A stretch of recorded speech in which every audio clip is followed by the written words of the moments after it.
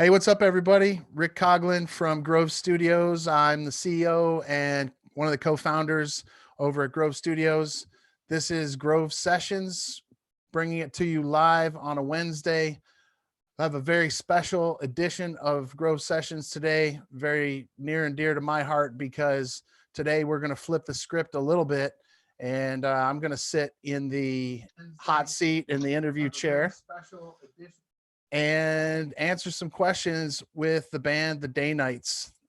This is a group of musicians that I get the great fortune of being able to play with, along with one of the other co-founders of Grove Studios, Eric Froebel. Just a little bit about what we're doing here. This is a live session to support the music community during the time of COVID-19. And this is something we always wanted to do, but we felt like this was the right time to start it up and really promote what's happening in the local music community. Ultimately, we started Grove Studios to help people make music and help creators create.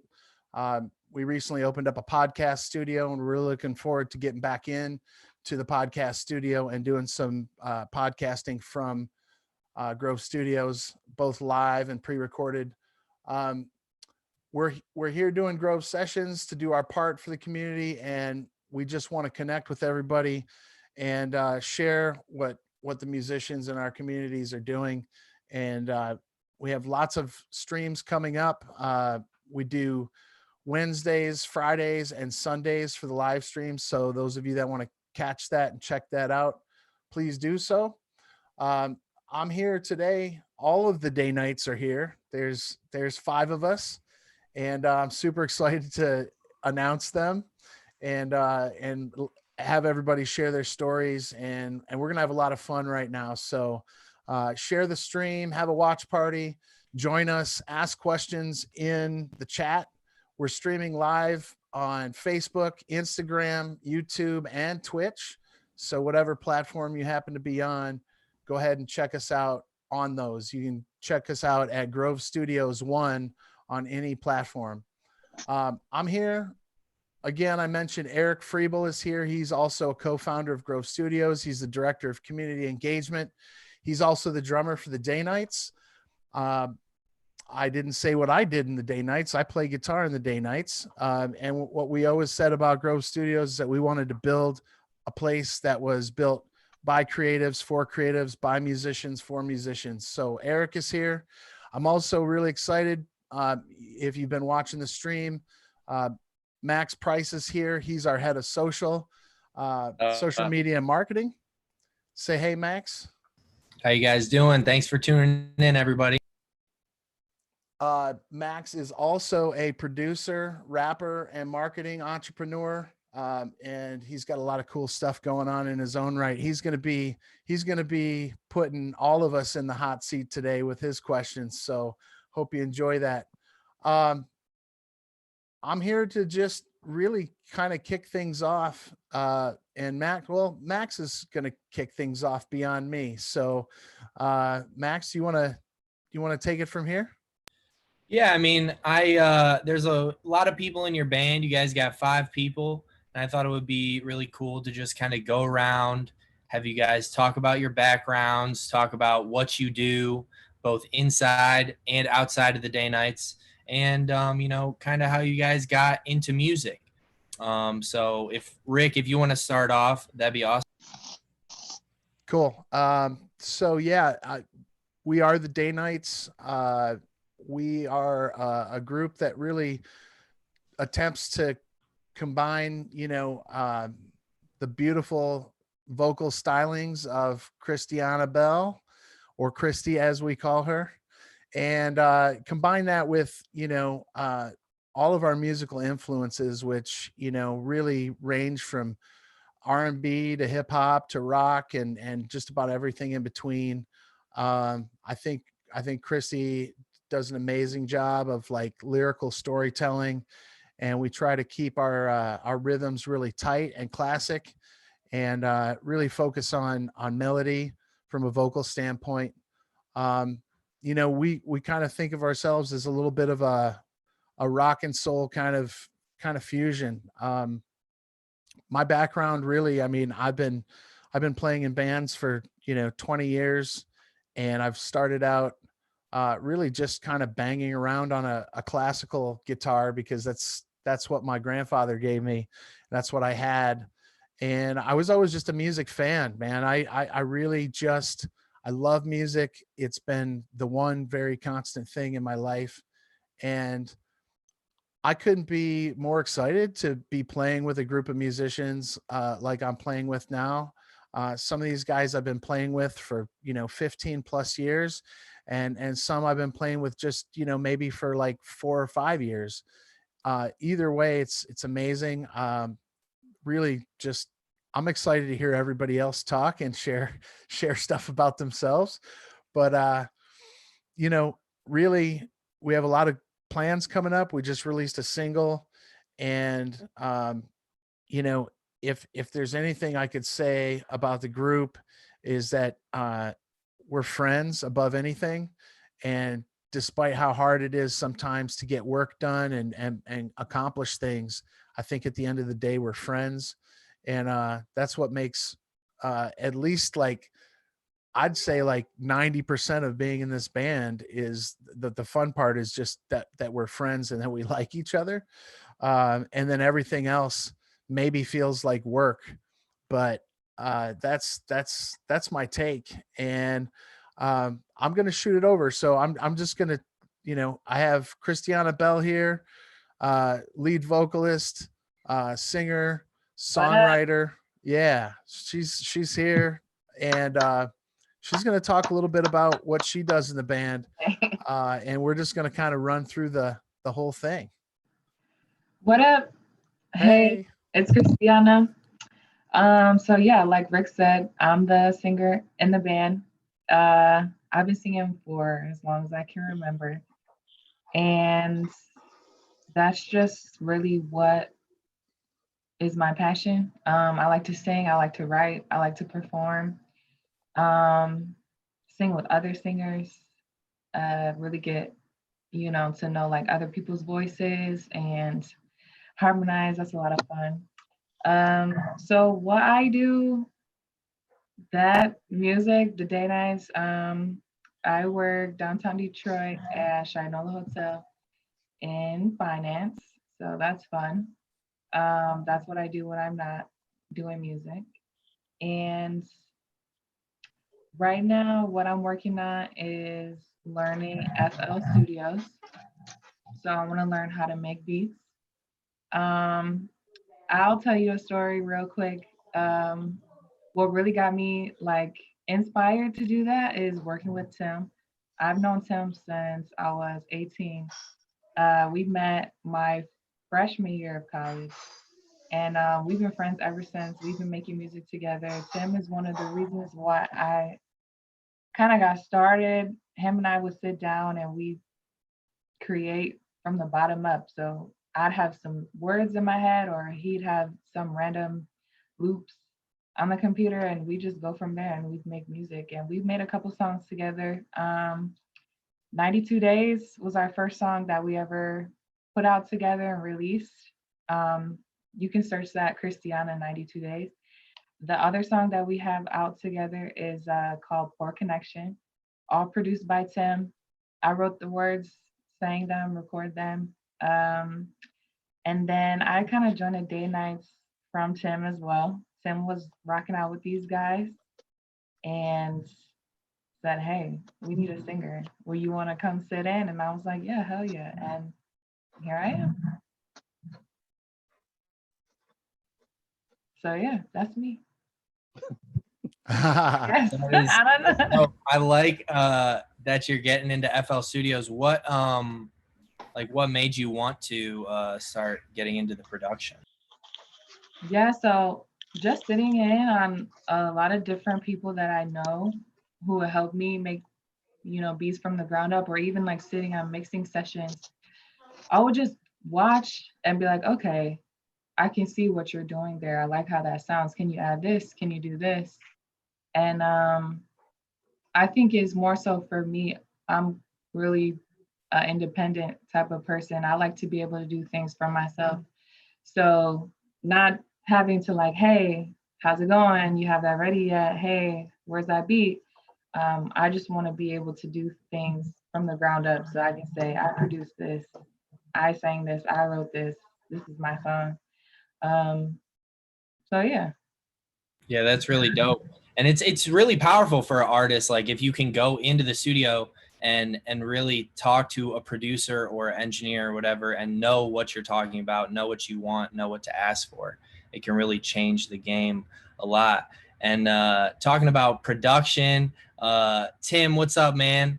Talk about yourself a little bit. We just had you on Grove Sessions last week. And it was dope, you know, talked a lot, but for the people that didn't hear, you know, what do you do in the DayNites and outside of it? What's going on, everyone? Thanks for having me back again. My name is Tim Blackman. I am a multi-instrumentalist, producer, and a visual artist.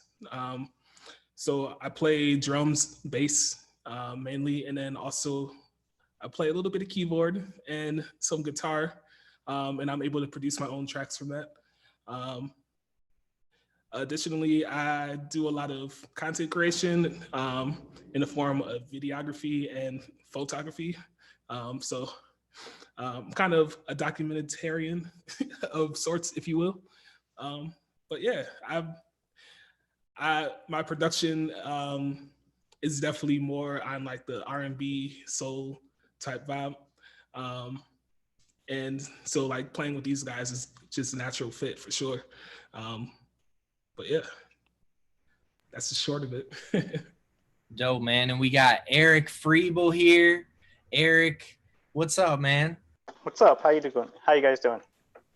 We're doing great. Talk a little bit about yourself. I mean, I know a lot of the people know who you are because your involvement with Grove and everything. You know, but what do you do in the DayNites, sitting behind that kit? Yeah. So I've been playing. Let's see. I've known Sean for well over 25 years now, I think. We played in multiple bands together, and then probably about 15 years ago, I met Rick through Sean, and we played with a band called Jameson. Got to represent. Here's the Jameson T-shirt from back in the day.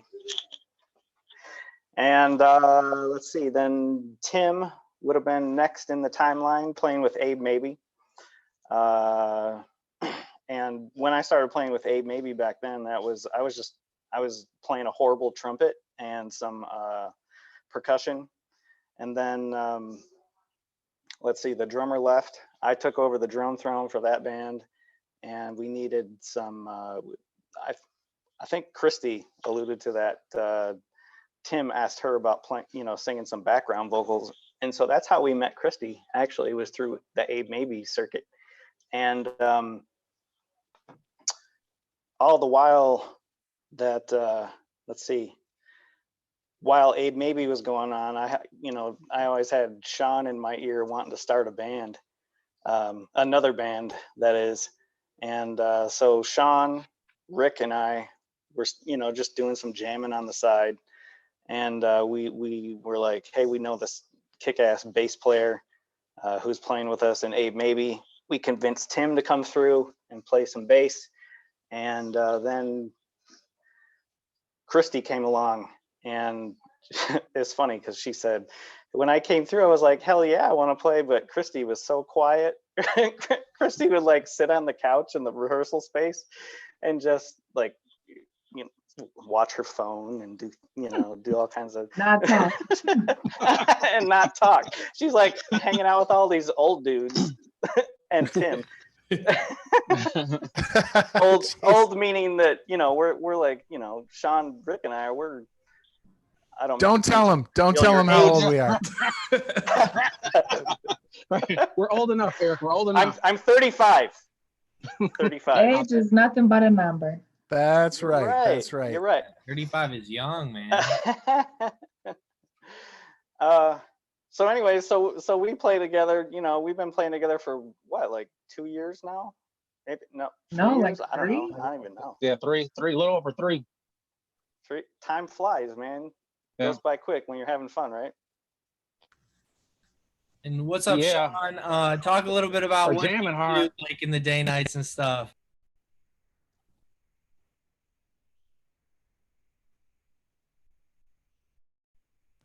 Yo, Hey, Sean, hey, can you hear me? there we go. There we go. I lost you for a second. Oh, it's all good.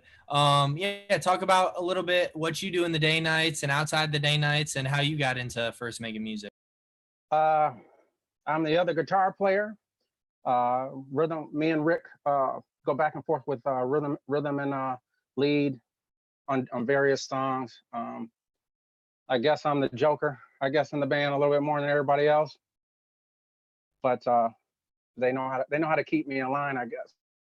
I started out just doing the open mics around like Detroit and various areas, various places in the metro area. A lot of those places are no longer here. And then, like Eric said, I met Eric. And the funny story with me and Eric, we were in a band with two other cats, and we weren't liking that vibe. And man, the joke is we kind of made this contract that we're going to play together until something evolves. And we've been playing in like at least four bands together, but they last a while and we have fun. And I learned a lot through Eric. And then he was introducing me to a lot of, at the time, Eric was hanging out with some Wayne State jazz cats, and I was trying to fit in. I didn't have a lot of knowledge with the jazz world, but Eric showed me how I can make everything fit. And it's funny how you can learn something from someone, even if they're not using the same instrument as you. And I appreciate Eric. I appreciate Eric for that. I met Rick. Oh, I can't remember when I met Rick, but I met him at Guitar Center where he was working at the time. And I was Yes, and I Guitar was Center. I was going to get rid of this PV Stackhead. I was getting rid of it, and Rick approached me, and we wound up talking for like 2 or 3 hours in between in between Rick taking care of customers, and we sat and kicked it, and then we made a good friendship. And then, like Eric said, Jameson came about, and Rick was the first person I called. You know, I really liked his guitar work, and the inside joke with me and Rick, together we make the perfect guitar player. So we always just like combine our knowledge together and stuff. And along the way, I met Tim and Cristiano, which was a good thing.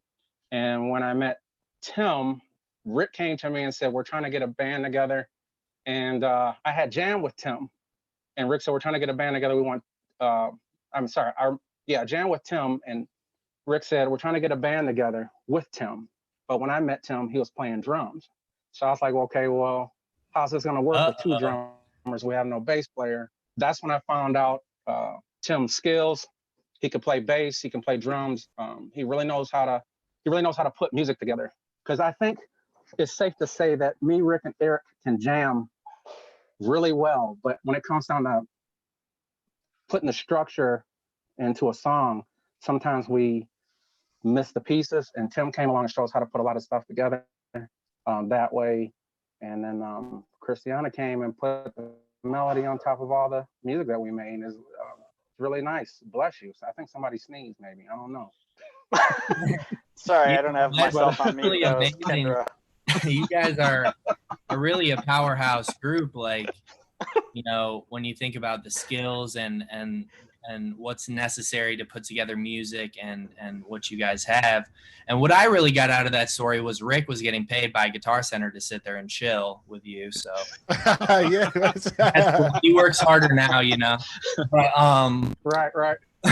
but also, so you, Rick, and Eric, you guys were all in a band even before that, like before, you know, Tim came in the mix. Talk a little bit about that project. What was that project all about? Well, I was the lead singer. It was horrible. Oh my God. I completely forgot that you Remember that?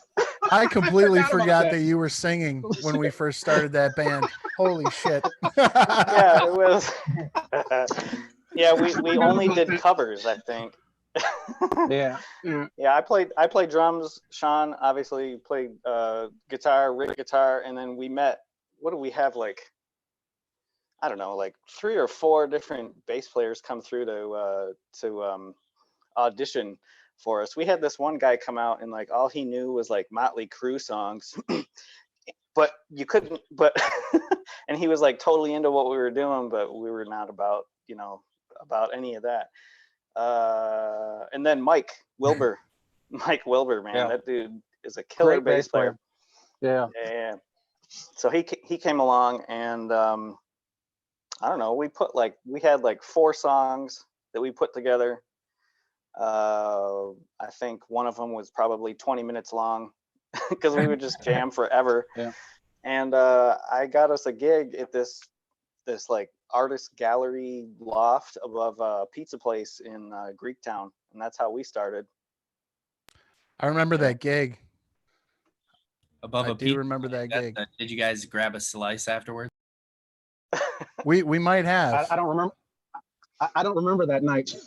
I actually It's been so long ago. recall that not only was it above the there was a pizza place, but it was right by the Bouzouki Club. Yes. And Yeah, if yes. anybody We did knows not the go in. Bouzouki Club, that is a what they call a gentleman's establishment. That we did not go there after because we're just not that we're just not into that. But We're not like gentlemen. Gentleman. I remember that gig and how terrified I was actually. But Eric was the lead singer Yeah. for the He most did a part. good job though. He's did. got pipes. Yeah, he held, and he didn't mess up on the drums either. He held it down. So that's how we got started. And then some other cats came in and we put it together. It was a nice band. We Jameson, we were really big on the east side, and like in the summertime we were like in Algonac a lot, where the boaters are and the marinas and stuff, and we really like packed nights. And it was actually played in a place and it was the first time in a long time that they ran out of beer. That's at the marina, Rick, when they ran out of beer that night. That's And, right. Somebody had to run to we did a good Kroger. job. It was good. Yeah, and grass. No, it was really good. It was a really good thing. And I think that is what helped us get callbacks because we filled the place and no one left. So that was why it was fun. So you And guys just had so many people drinking beer that they literally ran out of beer.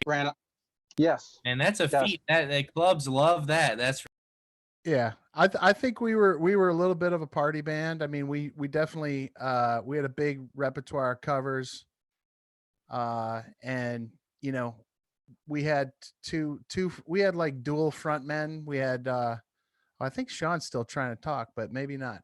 No, not me. Oh, okay. Yeah, we had the dual front men, and I know it's just a real high energy band. And I think what's exciting about now with the DayNites, like I think we bring some of that, but like a little bit more, maybe a little bit of maturity. Yeah, Christy and definitely. Tim might dispute that, but I think we brought some of those sensibilities of our own to the band, and then having Christy and Tim as a part of the what we were doing before and us kind of combining together, it's made for some really cool music overall. Honestly, it's been amazing. Yeah, I mean, it really is truly amazing. And anyone that's listening, if you haven't heard the DayNites single that they just released, it's called Cherry Blossom. Go check it out. It's honestly crazy. Like every time I listen to it, it blows my mind. For real, it's some next level shit. But after that band that 3 of you guys were in, 4 of you guys were actually in a band together just before the DayNites. So, what was that about? So I can talk a little bit about that just because that band was the result of a band that I played in immediately after Jameson broke up. I was, we were doing like a, funk, blues, R&B kind of thing. And when the band broke up, it was actually kind of sudden.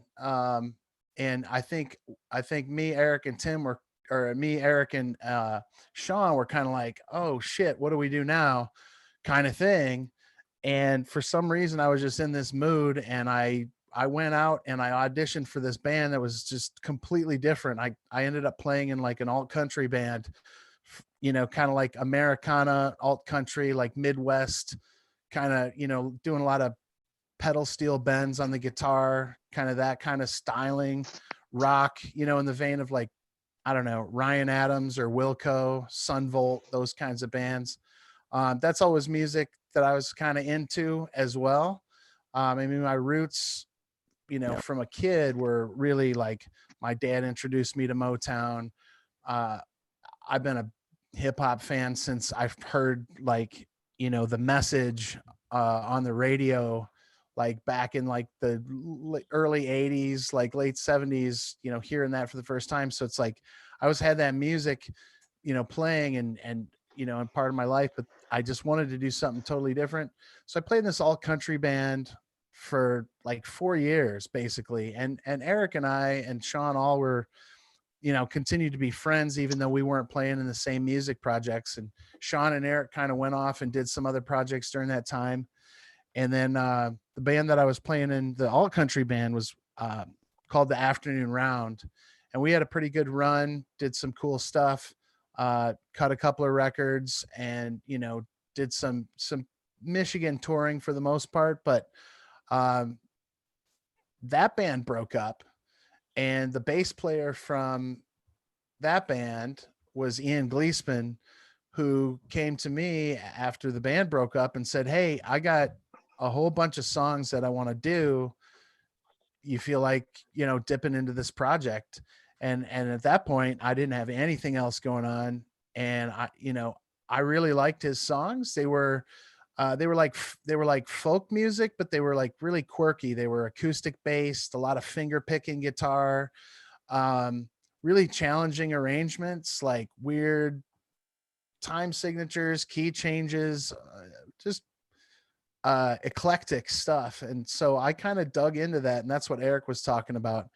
And after some time, it was like me and Ian Gleesman from the Afternoon Round, and we roped in Tim. I think I remember begging Tim at one point to be like, "Hey man, we need a bass player." And Tim is the nicest Tim is one of the easiest and most nicest people to work with in the world, which is why he's got so much going on. But he played bass with us, and we started going down that road. And then I think I actually begged Eric at some point to play percussion, because we had a drummer at the time, and Eric started playing percussion.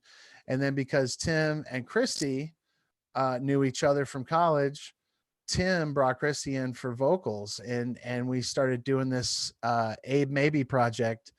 And then you know, all the while, like rehearsal would be done and Ian would go home, and me and Eric and Tim would just keep jamming. And once Christy joined the band, she'd kind of hang around, and you know, we'd jam after rehearsal, sometimes rather late. You know, we had some epic jam sessions at the Old Grove Studios over on Michigan Ave. And then at some point, I think we were like, you guys back me up on this. I think at some point we were just like, "Hey, Sean, why don't you just come over?" And like, we just started, I don't know, I think we just started jamming, really. Is that how you guys remember it? We used to jam at Spur with Sean after Abe Maybe. Oh practices. yeah, for sure. That's right. That's what That's where I met Tim. Yeah, we were kind of jamming all together, you know what I mean? Like in and out, and kind of like, it was just a big loose kind of thing that we would do. Yeah, I think it took like maybe a couple years before we actually started playing with Sean as a side project with the three of us, right? Yeah, It was a while. We were on Michigan Avenue when I kind of came about the scene. You guys were on Michigan Avenue. Yeah. I used to drink too much back then, apparently. Good thing I stopped. Singing. And it's funny because we keep bringing Tim into the mix, but he is like not only like an easy guy to talk to, but he's an easy guy to like, when you jam. First time we jammed, we kind of created a song like instantly, and he's just like that dude. Like he knows how to make everything work. It's not necessarily good or bad. It's like, how can we turn this into something? And I think that's how he looks at a lot of stuff. you know. And Yeah. he's a very positive dude, and so is Christiana. They're very motivating people, because I realized like along the way that I had kind of lost like an edge. You know what I mean? You have an edge. When you're not in a band. It's different from when you are. You know, the energy, and they put it like they kind of helped put that back in me, like going back on stage and stuff like that. I kind of felt like out of place when everything first got started, but I watched them and they were just like, you know, it's no big deal. You know, we walk up on stage, we do what we do, and then we walk off stage. And so I just grab hold of like the energy that they passed to me, you know. They're really, really good people. They're gonna go a long way. Yeah. That's and you guys as a band are really gonna go a long way because of that, and because you guys, you know, are such a powerhouse group. And that actually honestly brings us to a viewer question. Shala Walls, thank you for tuning in. You know, she says you guys seem to be a crazy dream team. And, you know, if you had to pick something, what can't you guys do? Is there anything that you guys struggle with as a group? Crazy dream team, guys. You hear that? That's lit. That's pretty That's sweet. like that. They must have been at one of our rehearsals. What do we struggle with doing? Yeah. We collectively or we individually? That's what I have to wonder, because I could talk. What do we struggle with No, everyone has collectively? their own individual struggles. And yeah, I guess her question was, since you're such a powerhouse group as a band, you know, is there anything as a band that you guys think you guys could maybe tighten up on or do better at? You know, and that's not necessarily a bad thing. It's always good to have your eye on something that you can improve, I feel. Yeah, that's So a I great guess- question. Yeah, I guess, I mean, for the most part, like, so we write songs really well together. We've been, you know, what do we do? About like half of our set is covers. And when we're working on some covers, like, you know, we're challenged with trying to make it sound like ours instead of trying, you know, usually when we start, I think maybe it goes, you know, for most bands, that when they try to start, you know, when they start working on a cover, they're trying to make it sound like what they hear in their head, you know, from the original recording or whatever. And what is the struggle is just trying to make it our own, I think. You know, Rick usually does a really good job of sharing, you know, doing some research and finding other bands that have covered particular songs. And so that will give us an idea of something that we want to do.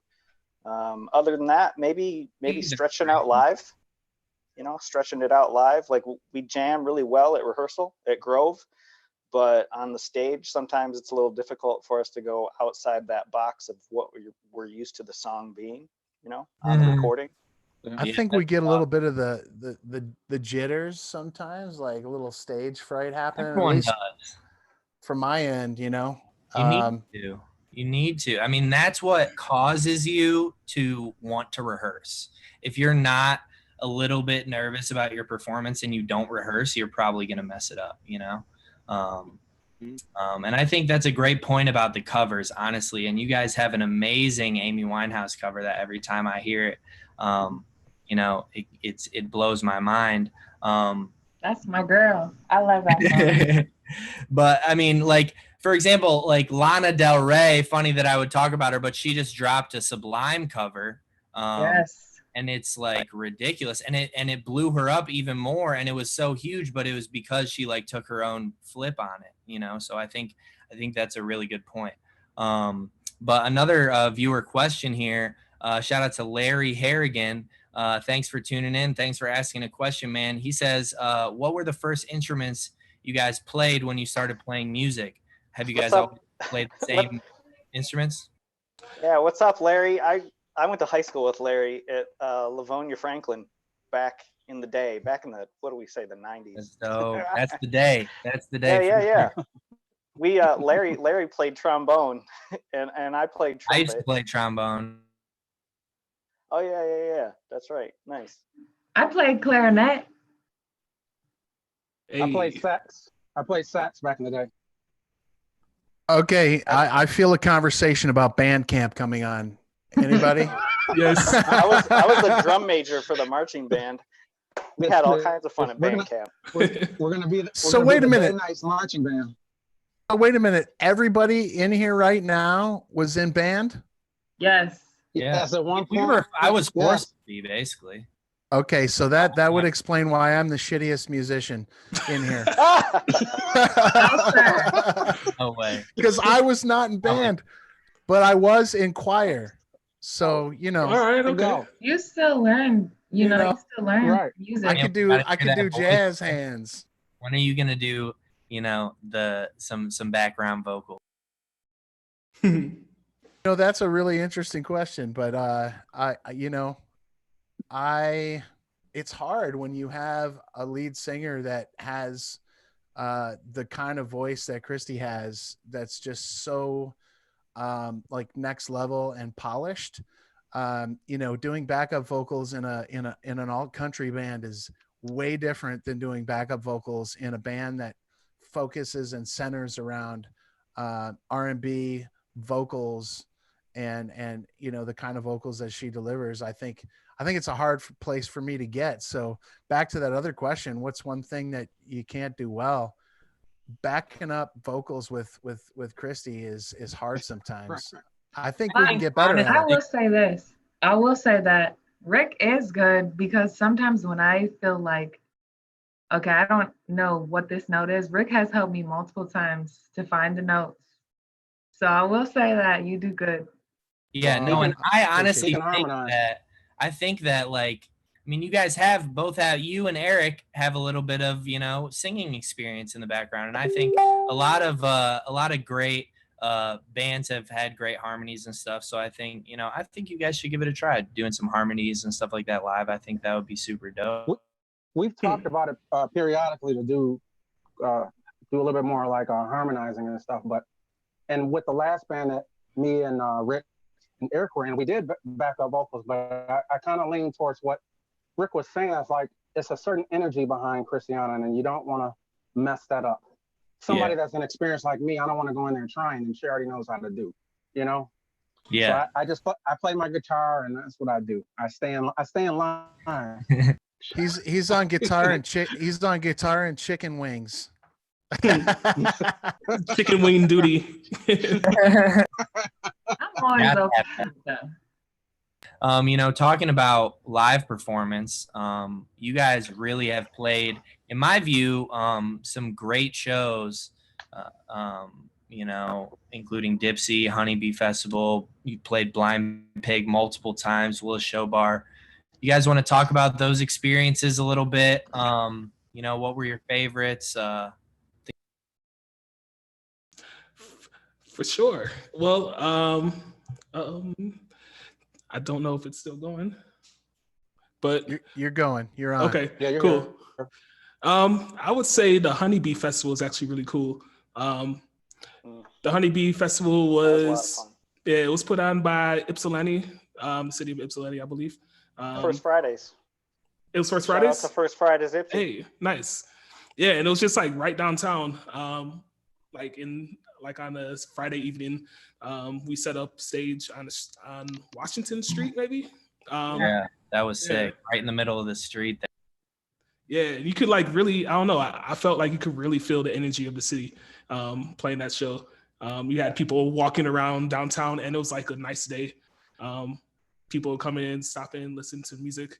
People come across the street, you could see them hustling across. But yeah, that was really sweet. And we got an excellent like crowd reaction there.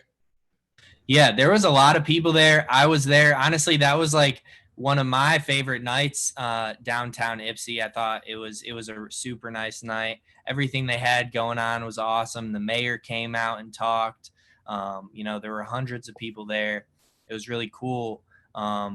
You know, and you talk about the stage fright a little bit, Rick. I'm wondering, Christiana, how do you deal with, you know, being the front woman? Do you like it? Do you get nervous when you're singing up there? Because me, I rap, so I definitely get some nerves before performances. I definitely rehearse my ass off. So what's that experience like for you?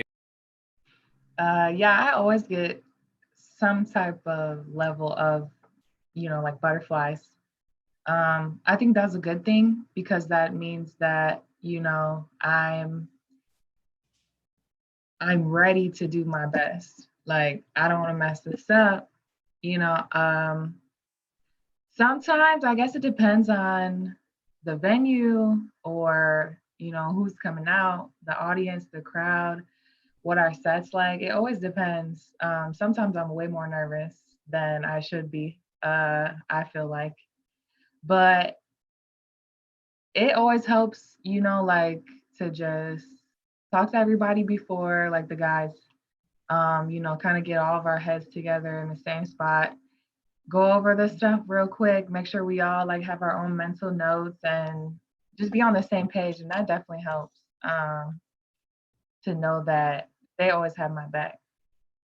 So I love That that. we do. Yeah. Yeah, being there with other people can be a game changer, you know.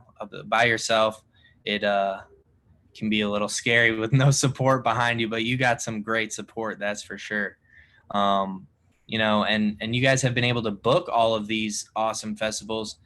What are some tips that you guys can give to artists as far as booking shows goes? Can you guys talk about that process a little bit? I mean, I I was, think Eric, oh, maybe Sean. I mean, I think, I don't know. I think the whole thing is about relationships. And Yeah, that's obviously, what I was, you know, any of the local stuff is about relationships. Moving beyond that, still about relationships. Um, but you know, I think it starts with the music. I think you gotta have some good stuff. I think for us, we didn't release any tracks really out of the gate. I think we started just early on, just relying on a lot of our relationships that we had formed over the years to book some of these gigs and just get out and kind of like test our music out, so to speak. Um, I think that's where we started, but you guys can add into that. I really feel strongly about the relationships part. yeah, it's all yeah, about your network, definitely, right? yeah, Who yeah. you know. Go ahead, Sean. I was gonna just say that especially a lot of the gigs in Ipsy, um, you know, Rick's been there forever, so he knows like a lot of people around town. Tim knows people from Ipsy, and Christiana knows people too. So the Ipsy thing, we kind of like got on lock. You know, it's just like we know somebody that knows somebody from what I got out of the deal. You know, and we have good relationships with people of that community, like Ziggy's. We have a good relationship with the owner of Ziggy's, and Yeah, Rick David. has like, what'd you say? Shout Shout out to out, David. Yeah, shout Ziggy. out to David Jeffries and yeah, the Ziggy's. And so I think that's where it started from there. And you definitely don't want to leave any bad memories for anybody when you play. We're naturally nice people. So, you know, common courtesy where we go. We have respect for every establishment we play in. We respect their rules, and it goes like that. You know, a lot of times people want to be rebellious and stuff and want to pout because they're not getting the time slot that they want in certain venues and stuff like that. We accept what we get and we do it well, I think. Yeah, and I think you guys definitely do it well for sure. And you know, that point about relationships is a huge one. You know, what people may not understand is that you guys have been in the scene and around the scene doing this for years and years and years, building relationships, being nice. And I think that point about being nice is a huge one. Just like life, you know, you don't want to mess up the relationships that you have in the industry. And you know, if you're a new band looking to get booked, looking to get on some shows, the best thing you can do is to go out, support the scene, find those shows, make those connections, and you know, it'll just happen naturally by putting the work in. So that's dope. I appreciate that. What is your guys' creation process like? You know, I know you just released your last single, Cherry Blossom. It's your first single. You know, it's amazing. And actually, Larry was wondering when your next single is coming out. So I don't know if you guys do have a date for that, but maybe you guys can talk about, you know, what your creation process is like and what other music you guys might have, you know, in the vault right now.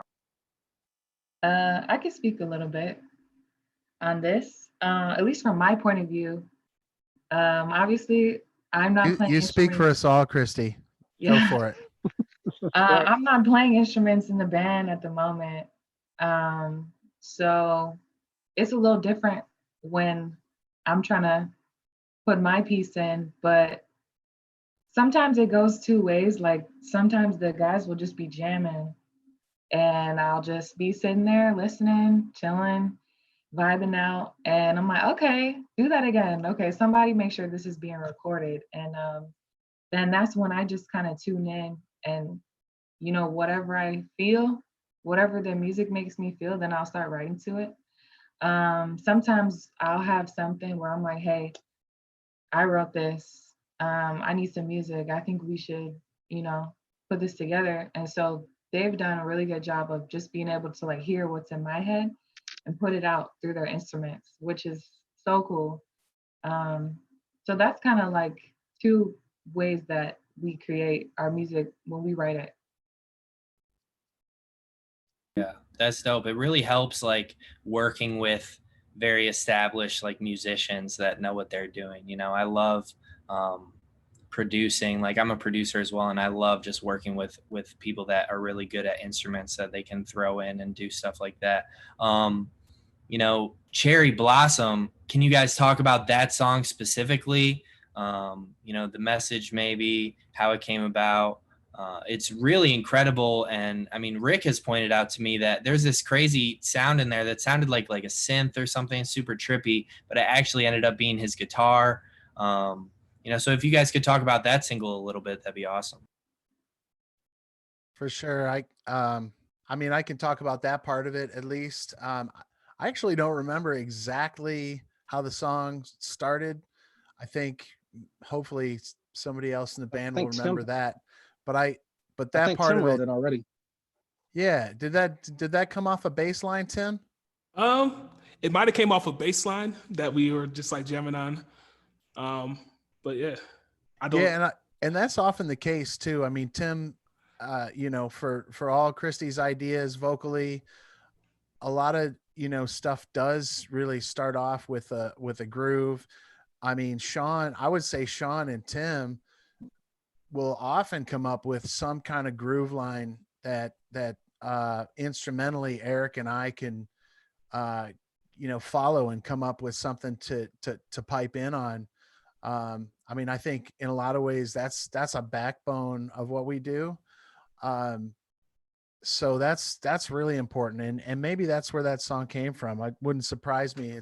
It's funny because we do so much organic stuff in that way. Like our songs really do come to light in an organic way, whether it's an idea that Christy has out of the gate or Tim or Sean, or I mean any of us. I mean, that's the cool thing about working in this band, is that anybody can come to the table with a groove, an idea, a melody line, something, and the other four are going to go, yeah, I can fuck with that, let's go.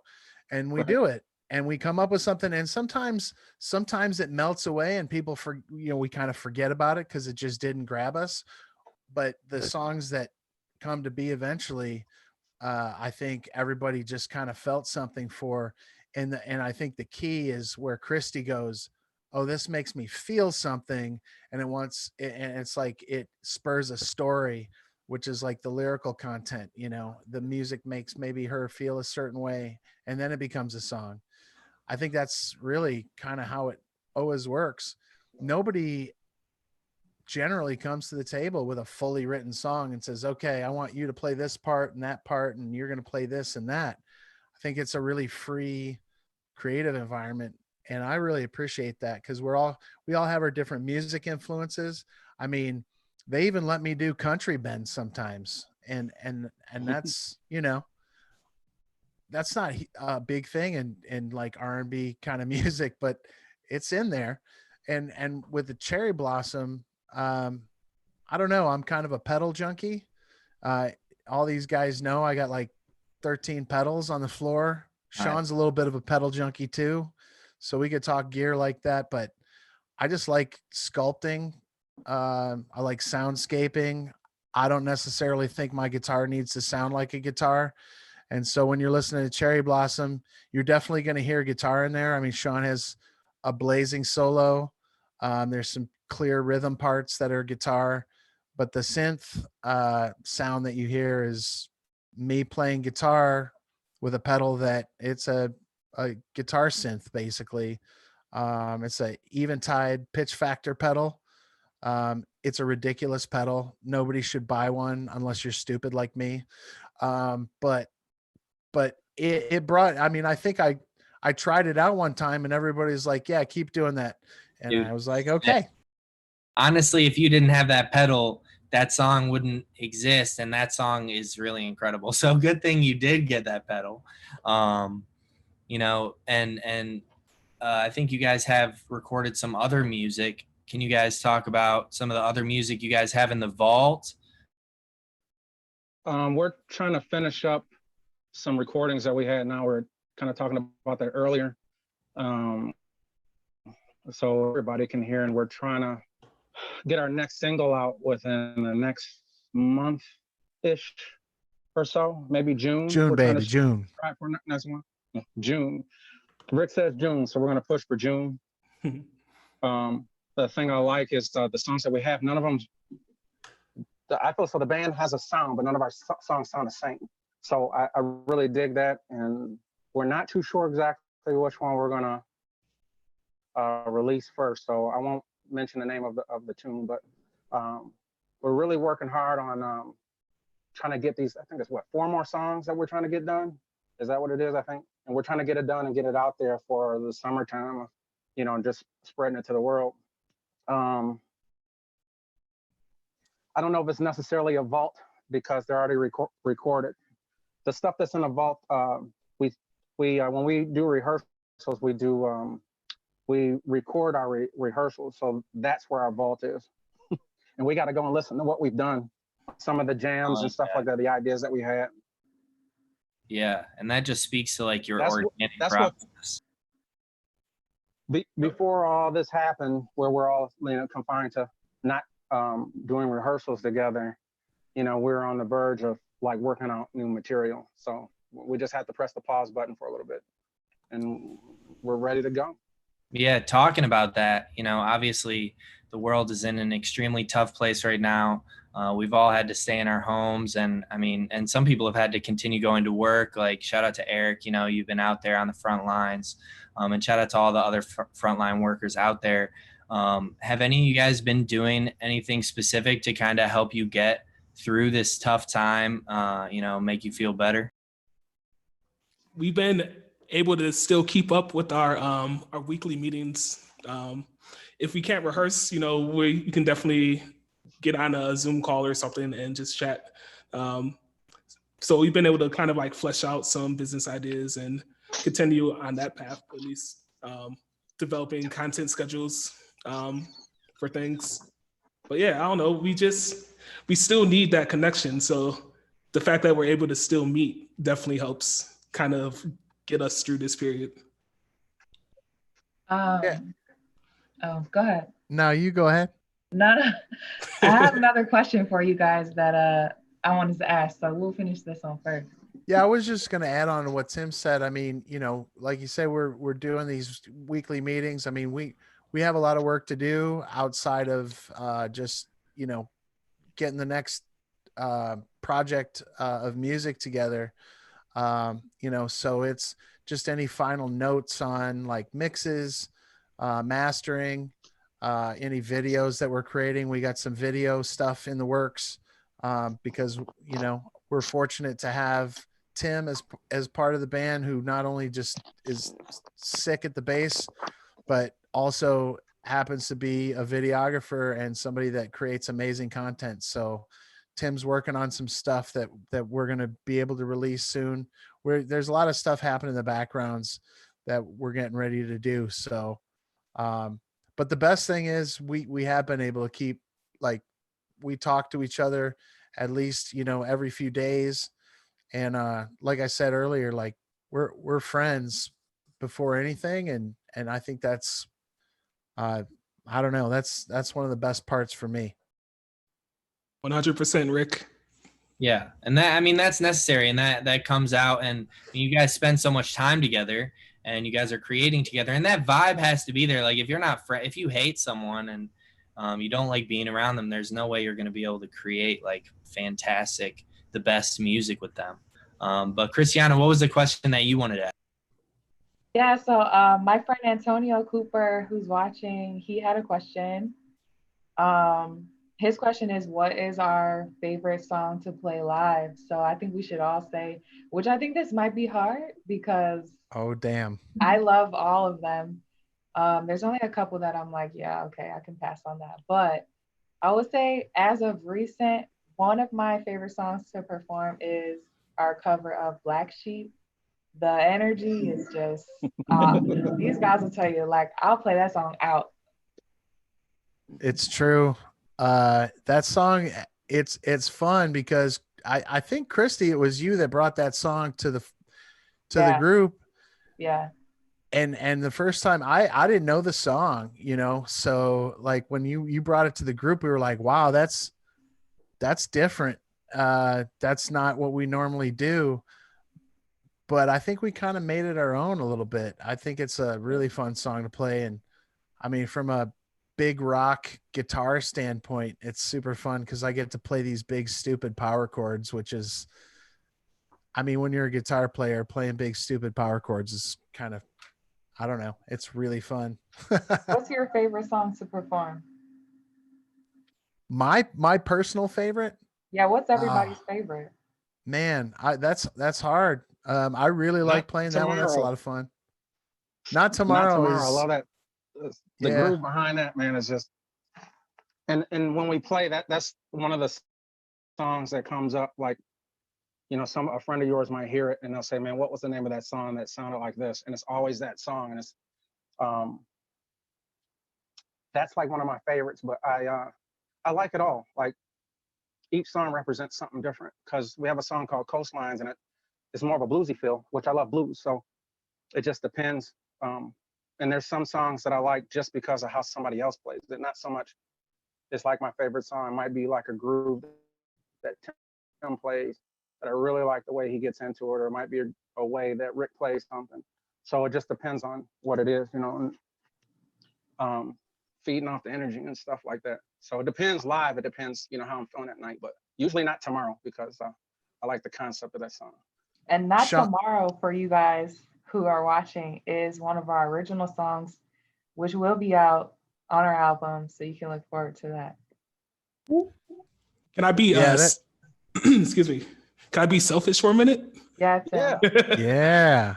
I say, all right, for covers, my favorite song is definitely Amy Winehouse. I just love that bass line and that groove and everything. And Christy kills it when she sings it, and the band we follow. So, but my favorite original definitely would probably be October 17th.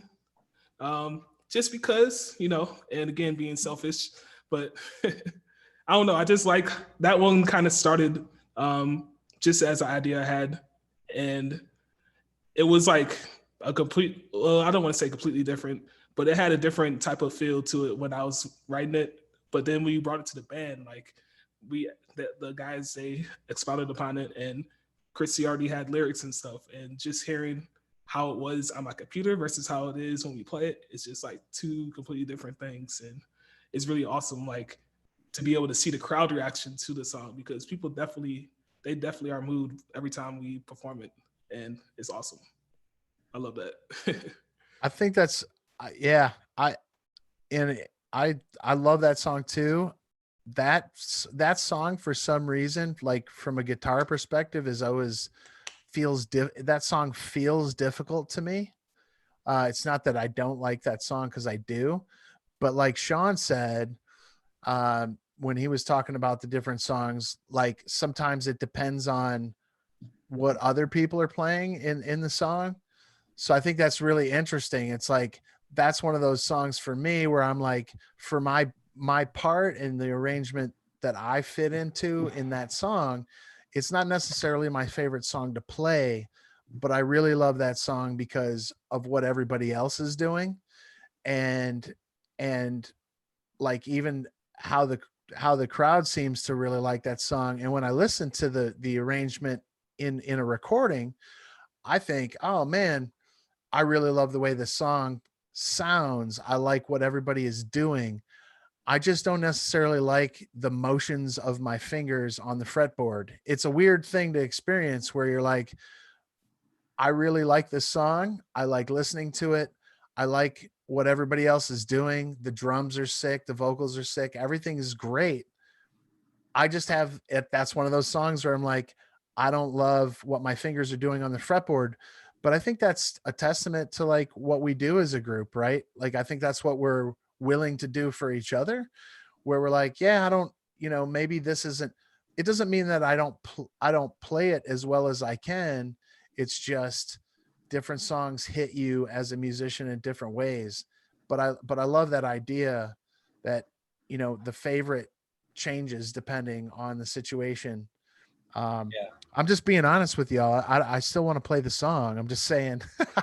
I think that's a good metaphor for life, though, too. You know what I mean? Like sometimes you're not going to like the movements that your fingers are making on your fretboard, but you still just got to make them to create the song, to make the people around you happy. So I think that's awesome. How has the experience of being in the DayNites changed you guys as people and as musicians? I'm calmer. I'm a lot calmer. When you like something, you have a passion for something, and it's like, you can play in your favorite practice space in your basement or whatever, a certain room, and work on your chops, work on different grooves and stuff like that. But when you're in a band and you're able to throw that energy out live, that's where it's at. And when I'm able to do that, I feel like the rest of my world is just like on point. Like even like in my personal life, it makes it better because I have a place to go. And I have, I say this often, like I feel weird talking to people sometimes because it seems like they don't understand what I'm saying. And then I can talk to my band and they understand me all the time.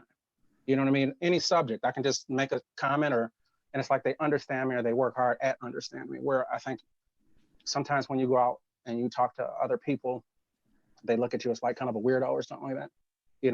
And when I'm in this band, I just feel free. I feel comfortable. And then we rehearse on Tuesday and the rest of my week is good. That's how I feel about this band. It's therapeutic, lovely people. And I think they got the best of my interests and I have the best of theirs. I'll send you the invoice for the therapy. We still know you're a weirdo. The therapy invoice, man, for sure. Tim, I have insurance. Tim, I have insurance. Oh, word. You can barter though. Hey, plug for Sean. He's a massage therapist, right? Yeah. What do you charge? Yeah. $75 a minute? $1,000 a minute, Eric. $1,000 a minute. Sweet. Inflation. We accept direct deposit for all services rendered. Right. So, yeah. Going back to your question, Max, I would say that for me, I wanted to be in a band so bad, like for so long, especially when I was maybe like 22 when I met you guys, 23 maybe. So I was still young and I wanted to, get that experience. And I was performing by myself, but it's different. Like when you just have a track behind you, you have to pretty much hype yourself up the whole time. You got to just go for it. But like what I said earlier, like when you have people behind you, you know that they have your back. You can trust them. And I just feel like even as person in the audience, like it's always much more fun with live music. So I would always rather go see like a band, because you can just feel it. You can feel the energy from the people on stage. So I think that's something that changed for me, from just performing by myself to playing with the band. Yeah, and also like the sound of a live band is so much deeper than just the track, because the track is just coming out of the PA. With the live band, you got the drums in the back, you got the amp over here for the bass, you got the amp over here for the guitar, so it's just such a deeper, more genuine sound. What about you other guys? How has being in the DayNites changed you guys as people and as musicians? It's definitely made me a better musician in a lot of ways. I think for one, it's like kind of taught me, for one, just to be patient and just like let things happen more organically. I know there might have been some times where I'd be kind of like thinking, I'm like, oh, it has to be this way. We have to play it this way because that's how we hear it. But it's just like, no, if you just chill and just like sit back a little bit, let people figure out how they want to add to this thing. I think that is something that I've definitely gotten a lot better in by playing with the DayNites. And then I don't know, it's definitely fun. It gives me something to look forward to. Like for the past whatever years, 7 years since like 8, maybe like Tuesday night has been the night for band meeting. And it's just been something that I'll be looking forward to every week. So I definitely appreciate that. I love the Yeah. consistency of that too. It's like Tuesday night music club, for insane people. No, yeah, maybe I'm the only insane one, but I do. I like you, man. I really look forward to those Tuesday nights. And I really look forward to getting back in the studio and doing it more. I look forward to our live streams. I know I missed the live stream, or I missed our meeting last night, so everybody could throw shit at me, but I wasn't there either. I was on the oh, trampoline. okay. Well, We that's can't two throw of us. shit at you because it's Yeah, through we the canceled. computer. So Right. well, not my too. Yeah, I mean, God, I feel like how has it changed me? I mean, I think it's just continued to help me work together in a group of people that, we do all come from diverse backgrounds and we have different musical influences.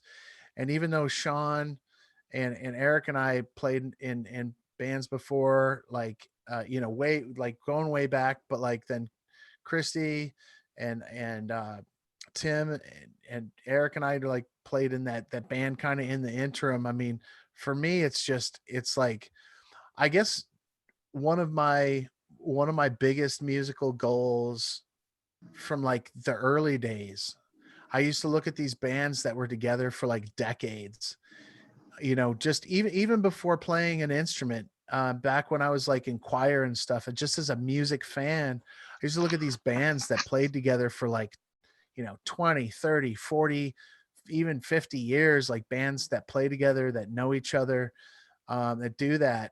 And watching like this span of a career in music, whether they were big bands or not. I mean, I could mention some bands that have been playing together that long that you've probably never heard of.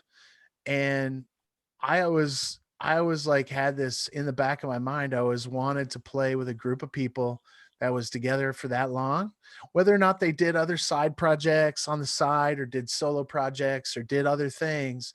Like, I always loved the idea that a group of people would play music together for a long, long time, and have this legacy kind of piece of music that they could, not only go out and tour with and, create pieces of art in the form of albums and video and everything else, but like, that's been like, I think one of my big drivers. And I feel like the friendships that I have in this band, that's possible. I think we're doing that.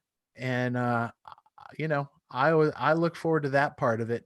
And sometimes I think we get, just like any group of people, we have tensions, like, you know some of us are not as punctual as others, being on time. I'm probably one of those people. Not probably, I am. But Me like, too. there are little things that happen, but I feel like we always come back to the same place, which is, we care about each other. We love making music together. And I think no matter what, Christy's got her own solo stuff going on. Tim's got his own solo stuff going on. Eric and Sean branch out and do things. I mean, we all kind of do things, but I feel like we come back to some of this. And I think I've learned that that vision of like being able to play with a group of people for a long time can happen as long as you are willing to work at it. Absolutely. What about you, Eric? How has being with the DayNites changed you and your as a person in music? I mean, I always try to surround myself with musicians that are better than me, because what I learned a long time ago was that when you play with people who push you, who make you, you know, step up your game, like it just makes the whole, well, I mean, it's playing with you guys has made me a better musician. And playing with a bunch of people who are very like serious about their own craft and who are serious about like getting down to business. I'm specifically calling out Christy right now because she always pulls us together when we're like 4 dudes just hanging out talking about burps Amen and to farts that. and stupid stuff. Christy gives us the look like, no. Let's go. Hey, I'm trying to let's go to bed. Right, yeah, you got to drive all the way back to Detroit. You got like your half-hour drive there. So when we're ending rehearsal at like, you know, 10:30, 11, sometimes 12 o'clock, we got to make sure that we have our stuff together, right? So yeah, other than, you know, just being on top of my game, patience, like Tim mentioned, that helps a lot. And when she's not at rehearsals,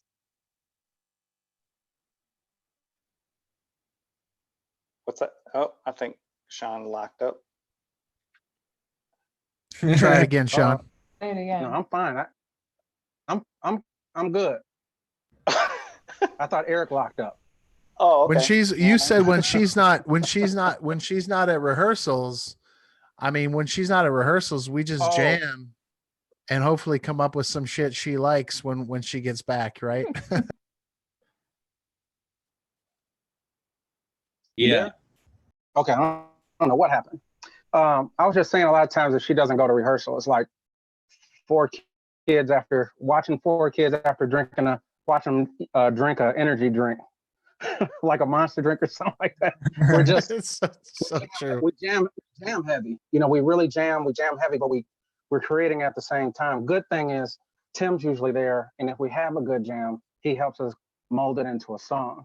Other than that, it would just be one good night of jamming. So it's even when Christiana's there, we have Tim kind of like pulling the rings and saying, okay, let's turn this thing into a song. Or he'll say, I like that groove, let's see what we can do with it. Because other than that, we might play for like an hour straight if she's not there. Vice She's the one that Principal controls Tim. us recess. Yeah. And that's important. You have to you got to know how to jam. You got to be proficient with your instrument as good as you can possibly be, but you also have to know how to put together a song, you know, if you want to make songs. I mean, if you want to be a jam band and not make songs, then I guess you don't have to. But is there a message or like a change that the DayNites as a whole want to bring to the world? That's a good question. That's a really good question. Wow. It might Max, be- you didn't tell us you were going to drop that bomb on us, man. Yeah, and if you guys You haven't didn't tell us, thought about it yet, then you know, maybe you should. No, I'm just kidding. You didn't tell us we had to think during this interview. Good job, Max. Good job. I would say music always brings peace to me, and I would say hopefully this gives us an opportunity to bring peace to other people, you know, and they can get the same feeling that we get through music. You know, people are, you know, music is like really a universal thing. So For sure. hopefully we be part of that universe. That's And also probably like bringing people together. I don't have anything else. That was my thought.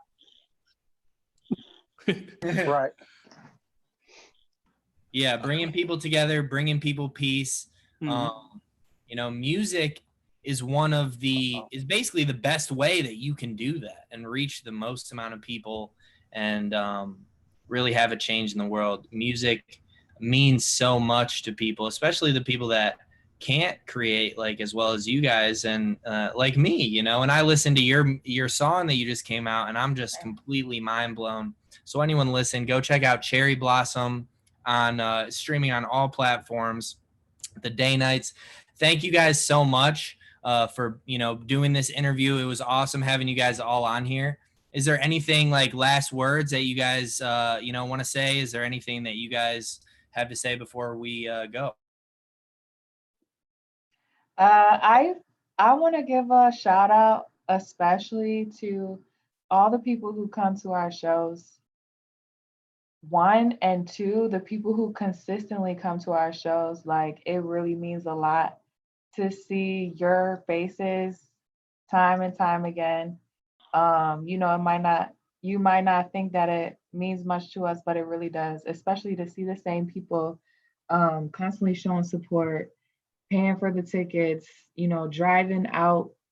Sometimes we do stuff that's not in Ipsy and they drive out, and that really means a lot. So I want to just say how much that we really appreciate you, because otherwise we wouldn't have anybody to play for. So I'm so glad that you said that out of the gate, because I feel the same way. I mean, there's some people that literally like show up to almost every show, and consistently when we post stuff like this, or when we do a live thing, they'll follow up and they'll put us on their personal blast and share what we're doing with other people.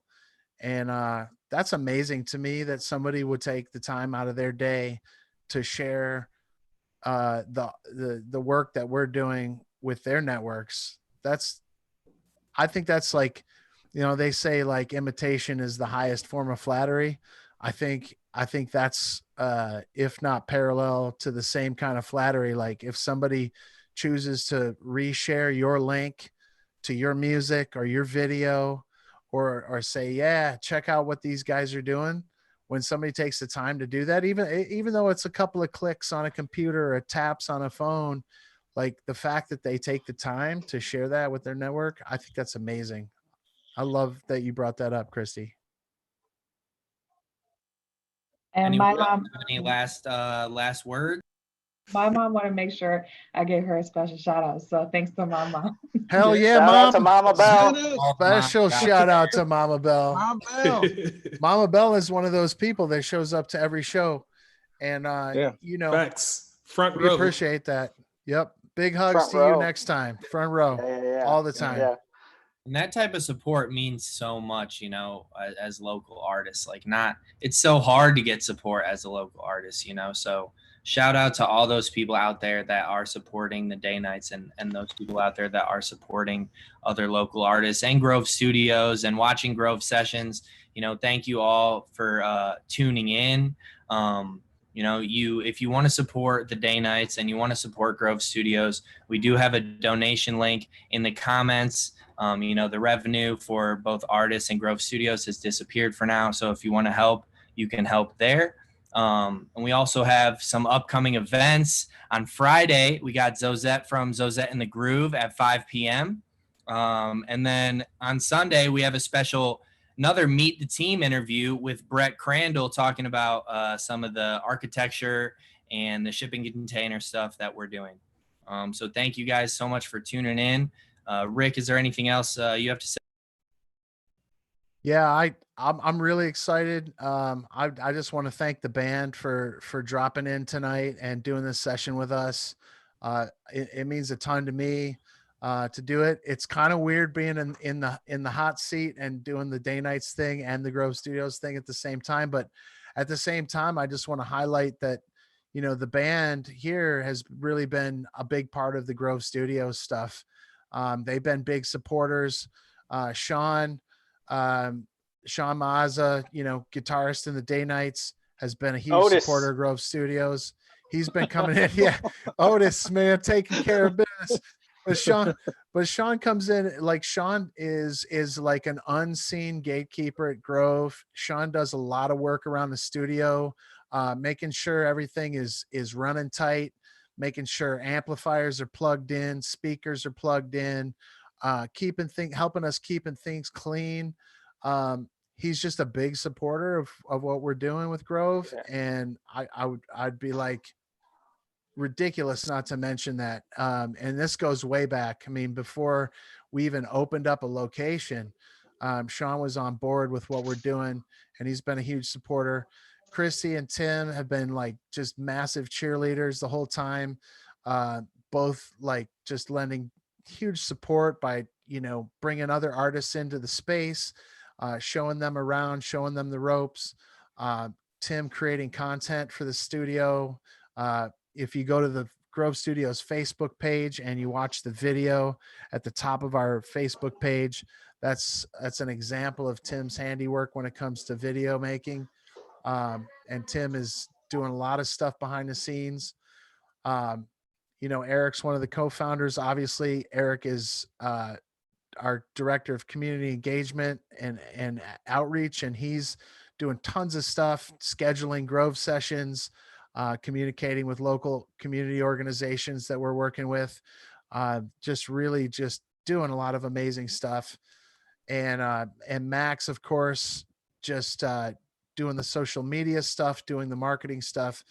I mean, we're just really we're just ingrained in all of this, and we just look forward to continuing to support the music community and the podcasting community and all of the people surrounding that effort. We think this is an important part of everything moving forward.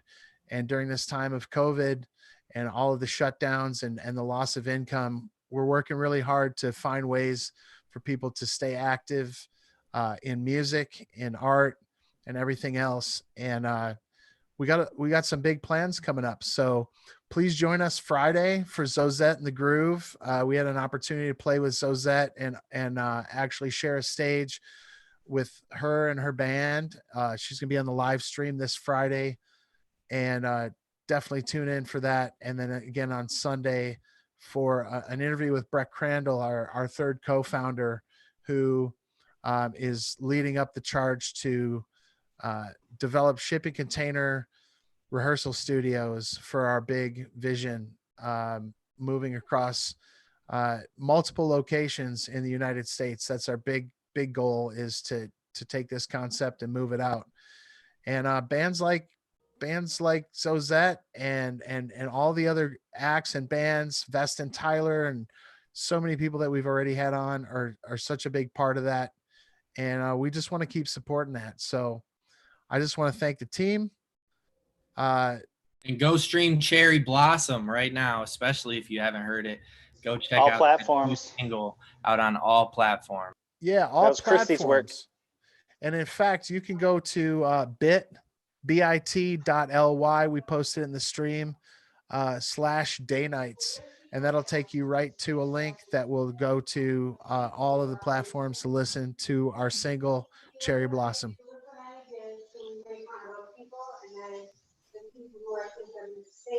Nice.